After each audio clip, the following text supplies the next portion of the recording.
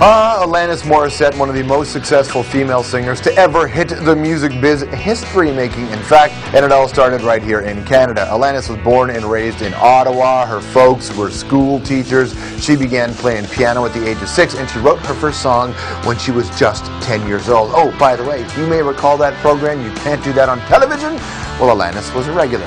Now, a couple of years later, Alanis went back to music. She signed her first record deal. She actually was known as the Debbie Gibson of Canada. Not a moniker she liked, and fortunately, dance pop really wasn't what she was going for. So what'd she do? Well, Alanis packed her bags and did what a lot of Canadians did. They moved to Los Angeles. She met a producer by the name of Glenn Ballard, and they started writing a record. They recorded it, and that record made music history.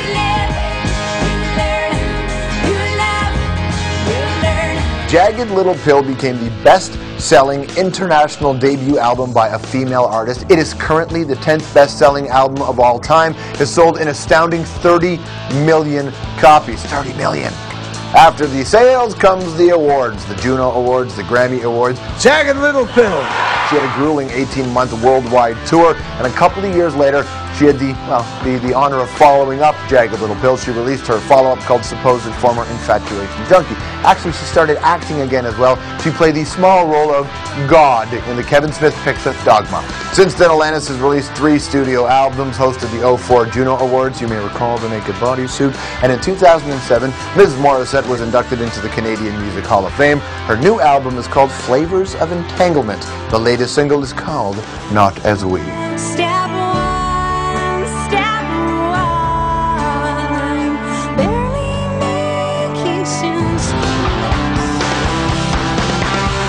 Everybody say hello to Alanis Morissette.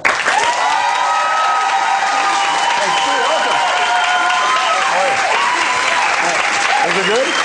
Yeah, great. Man, you laid it all out on this record, didn't you? It's what happens. It's what happens when I write songs. There's something about being in the studio that just the flip of the switch and there's no holds barred. It's a brave place to be, isn't it? Thanks. Yeah, it is a little terrifying until it's not. Every night before the record comes out, without fail, each record, I have this moment of terror. And then I go to sleep again, and then I don't worry about it. What's the terror about? That people will know what you're thinking, or just to see how they receive it?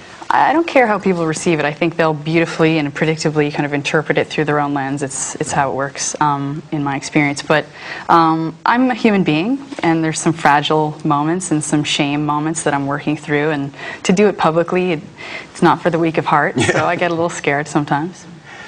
Okay, so when I listen to this record, I can just imagine now I don't know you, but there's a lot of crying in the studio when you made it?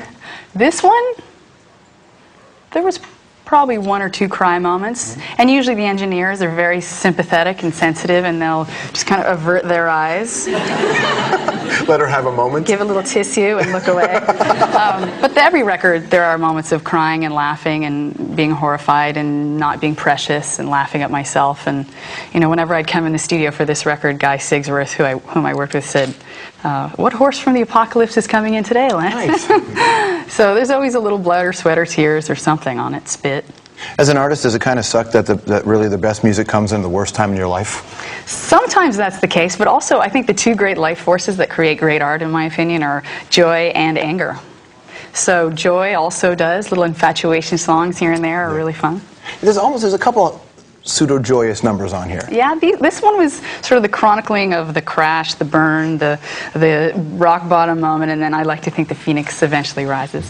When you go on stage and you sing songs that mean something so deeply to you, the more you sing them, are you reliving those moments, or is that you slowly letting go of those moments? Well, I'm an emotional content person, so I have the greatest memory about the emotional journey of something, but if someone asks me the specific thing that happened, I won't remember any of it. So yeah, when I'm on stage, I'll definitely access the emotional flavor that was going on in that song, and I can go from one to the next pretty easily. But sometimes I'll think about something else. If I'm singing You Ought to Know, I won't always be thinking about that era. Mm-hmm. I'll be thinking of this era, or I'll be thinking of something else I'm particularly angry about. If I'm PMSing, I'll channel it into that song, whatever's going on. People don't know this about you is the fact that were you one of the first artists to have recycled paper? Now that everybody's talking green and all that, your records used to come out of recycled paper. Yeah, and at first it wasn't something that was normal, and I think as with any new initiative, it's a little expensive at the beginning, so I paid for it myself. Yeah. And there were a lot of things we do. We run as best as we can, run our buses on biodiesel, we recycle, use recyclable batteries when we can, and little things here and there. You know, the thing we're working on this program is 1 million acts of green, and the I idea. heard, yeah, that's so great. Yeah, we'll see how it goes. We gotta get Canadians. If you don't save this planet, I'm telling you. That's right. Listen, dude, I'll be listening to your song. I'll be crying at more than 2 or 3. Yes, I'm eating it because there's no more resources. That's right. Do you feel like you have a moment where you do that sort of thing? Do you talk to other artists about it and inspire them and say, hey, look, here's what I'm doing? I remember hearing Neil Young was traveling in a biodiesel bus, and I thought, hey, that's pretty cool. Yeah. What if Neil Young would get other people to do it? I think when people hear about it, they might be influenced. Artists and, you know, fragile, sensitive artists in general, we all have huge egos, so we don't like being told what to do. But we all influence each other, of course. What's your 1 million act of green? What are you going to do? What am I going to do? You need to save the world. You're the one with the records. What do I do? Well, I recycle at home. The thing I haven't really done, which I'd like to do, and I will commit to it here in front of you and God and everyone, is composting. Just more actively in my house. Well, and you got the little buckets now, you can do all that, right? The buckets, you make the pile and the rats thing, and you got to close it off if you have dogs. And so, there, you know, I'm ready to do it. All right. Yeah. You're going to keep your word? Oh, yeah. 1 million act of green, Alanis Morissette's going to compost. Compost. It's amazing. You're a young woman. You're in this new stage of your life. You've got another record. And the Phoenix from the Flame, the Phoenix, it is a beginning. Does it feel like that for you? Always birth, death, birth, death, birth, death. That's everything that happens is temporary for me. You know, some of them are longer moments of temporariness, but everything's temporary. You were really happy, and I suppose you were really sad for a while. I was everything for a while, but I'm everything now. I think I stopped aspiring to be happy a long time ago because happiness is such a temporary state. No, I'm with you. I don't think it's real. I think peace is real. You can strive for peace. Yeah. So there's this peace that underlies all the different. I hate to use the word flavors, but all the different flavors of entanglement. Hi, nice to meet you. Okay, so all these different flavors of humanity: happy, sad, scared, upset, devastated, excited. All of them happen on the bedrock, ultimately, of this peace of knowing that I'm just observing all of this and that it's a real playground. So I derive great peace from the knowledge of that. Do you have a mentor? I have millions of mentors. Because there's no real college course for this life. No. And wish there was a handbook. Yeah, that'd be nice. In 1995, I thought, how great would it be to have a handbook? You need to read Hammer of the Gods or No One Here Gets Out Alive. Really? The Jim Morrison book, that is the how, what not to do in this business. Okay. That's your handbook. No, but you're right, there is no handbook. The opposite handbook. Yes. Do you have someone that you can talk to? But I don't know what...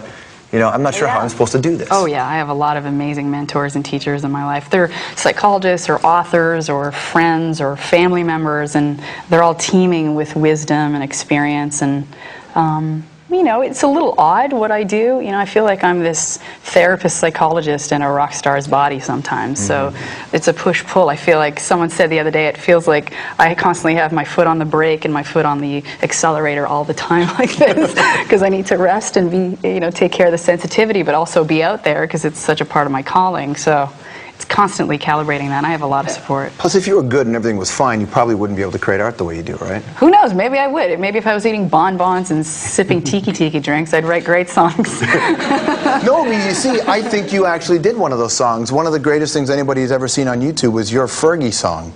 The My Humps thing was phenomenal. Where did that idea come from? Well, I had been going to the studio every day, and the emotion in the room could be cut with a knife, to be sure.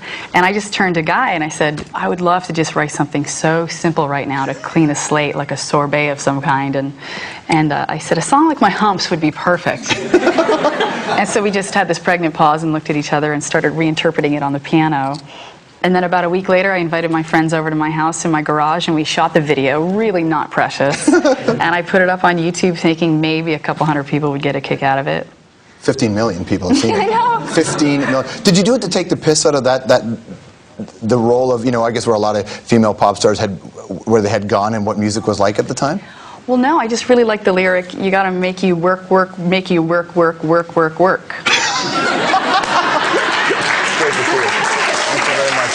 It's Alanis Morissette, everybody. She's got a brand new record. It's called Flavors of Entanglement. I'll be right back.